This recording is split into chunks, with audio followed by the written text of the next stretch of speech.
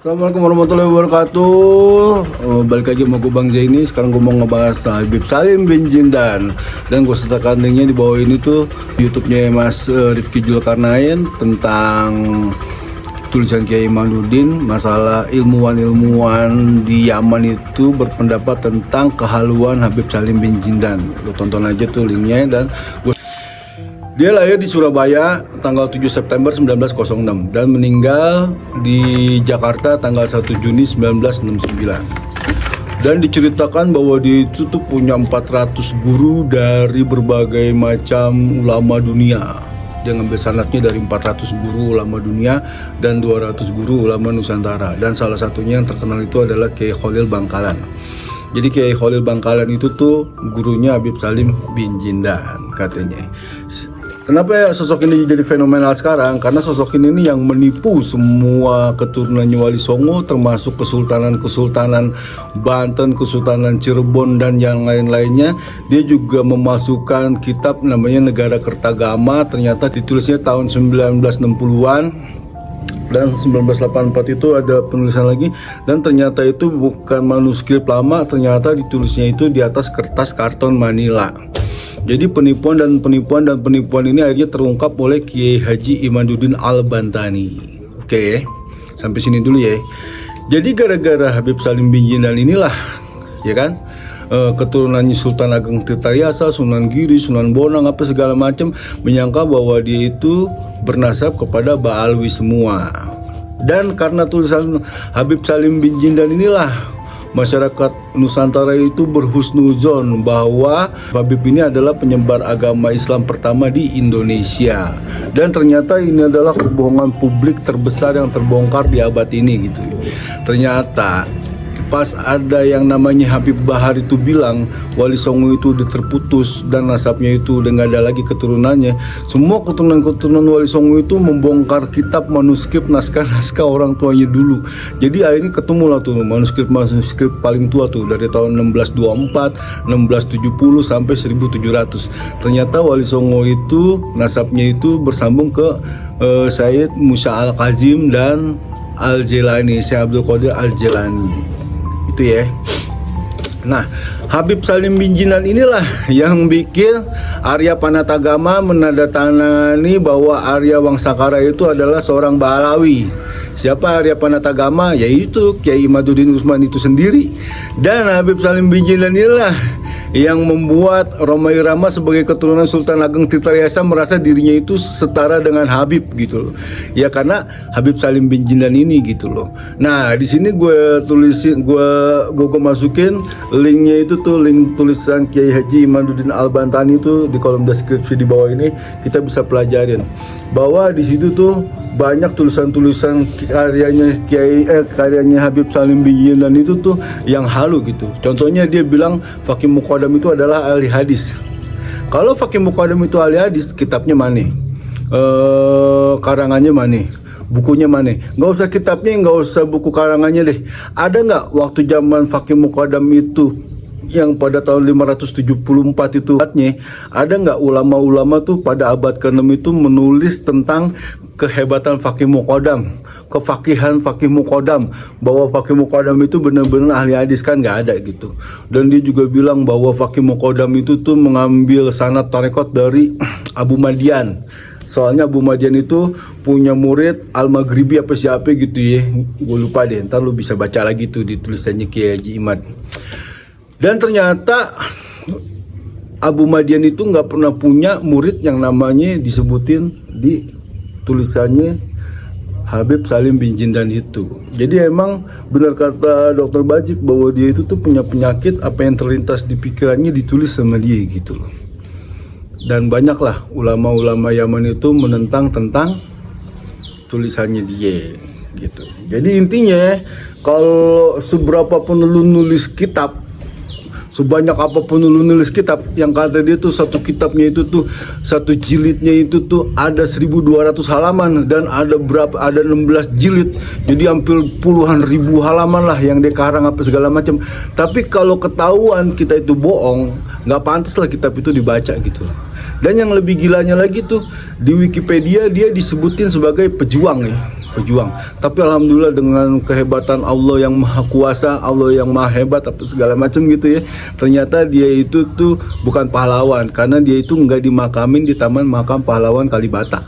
Coba kalau misalnya dia di makamin di Taman Makam Pahlawan Kalibata, kan bingung kita, ini sebenarnya pengkhianat tapi pejuang gitu ya, gitu.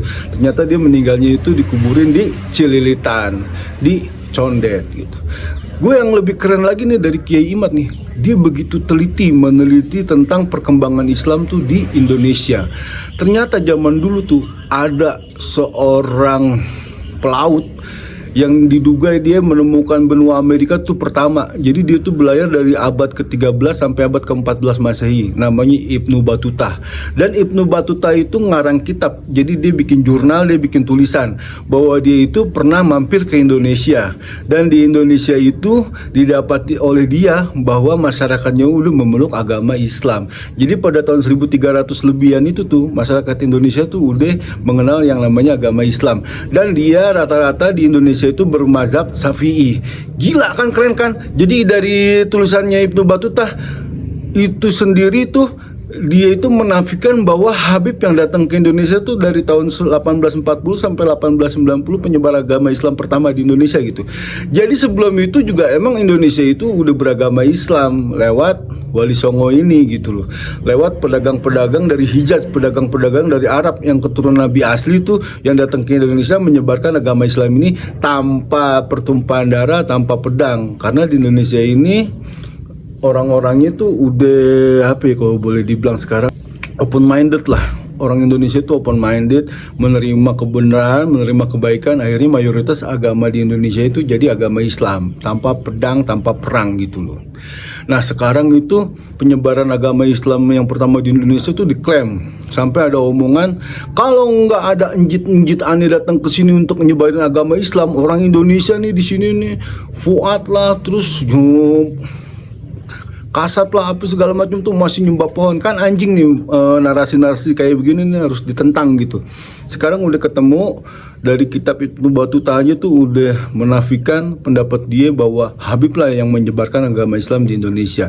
Ternyata Habib itu didatangkan oleh Belanda dari Yaman itu, dari Hadramaut, untuk melemahkan perjuangan bangsa Indonesia yang memberontak karena Belanda itu memonopoli hasil bumi di Indonesia gitu loh. Jadi urusannya tuh sebenarnya tuh masalah ekonomi, akhirnya menyebar. Karena Belanda ini tahu orang Indonesia itu paling cinta sama Rasulullah, paling takut sama Rasulullah, didatangkanlah Bani ini nih. Bani ini yang mengaku-ngaku sebagai keturunannya Nabi. Dan sekarang ini kebongkar, semuanya kebongkar dari A sampai Z, detail banget kebongkar. Terutama sama Kiai Imad, sama Gus Fakih dan Tubagus Mogi, dan terutama Gus Puat ya. Itu dia pertama triggernya tuh yang ngebongkar masalah ini gitu. Jadi sekarang ini nih masyarakat Indonesia nih, gue nggak bosen-bosen ya cerita tentang kayak begini apa segala macam. Soalnya nih stimulus dia ngedoktrin bangsa Indonesia tuh udah masuk ke alam conscious mind bangsa Indonesia, ke alam bawah sadar. Alam bawah sadar apa sih bang? Alam bawah sadar ini contoh gini ya. Waktu lu nyetir motor itu kan rodanya cuma 2. Kalau diem itu tuh lu pasti jatuh gitu apa segala macam. Tapi kalau misalnya motor itu dijalanin, lu nggak usah mikir lu mau belok kemana, lu mau ini kemana apa segala macam. Itu lu udah tahu sendiri, badan lu tuh yang gerakin sendiri. Itu namanya alam bawah sadar. Waktu lu nulis, lu nggak usah mikir huruf A bentuknya kayak gimana, huruf B bentuknya kayak gimana. Lu langsung lancar aja tuh, gitu. Ini alam bawah sadar ini bisa diprogram karena stimulus keseringan di doktrin sama dia bahwa dia itu cucu Nabi, dia itu cucunya Nabi. Kalau bukan cucu Nabi lu kualat apa segala macam. Nah, untuk melawan anti doktrin ini kita mesti ngasih stimulus. Ini lo ada tes DNA, ini lo ada tes DNA, ini lo ada tes DNA. Lu nggak mau tes DNA berarti lu bukan cucu Nabi, lu nggak gentle, lu bangsat, lu cuman apa? Lu cuman manusia yang mau mencari keuntungan doang dari umatnya Rasulullah gitu loh. Nah, stimulus inilah yang mesti kita sering gaungkan ke masyarakat Indonesia. Jadi masyarakat Indonesia itu udah nggak gampang lagi kedoktrin sama dia. Dan yang cerdas-cerdas itu udah tahu bahwa dia itu bukan cucu Nabi, karena dia itu selalu penakut. Karena dia itu lebih takut sama tes DNA daripada takut sama Allah. Dia lebih takut sama tes DNA daripada sama dosa gitu. Sebenarnya menipu umat itu dosa, dan musuhnya itu langsung Allah sama Rasulullah gitu. Sekarang Allah dan Rasulullah tuh lagi nurunin pasukannya gitu ya, untuk membongkar ini semua, benar kata Bang Haji Romai Rama. Jangan-jangan Kiai Imad ini utusan Allah untuk membongkar ini semua, dan masuk logika, masuk akal gitu loh, bahwa dia itu tuh sekarang tuh takut sama yang namanya tes DNA. Sekarang kalau lu belum tes DNA, lu nggak usah ngebacot bahwa lu tuh cucunya Rasulullah SAW, karena lu terlalu bejat untuk jadi cucunya dia. Gitu aja ya. Assalamualaikum warahmatullahi wabarakatuh.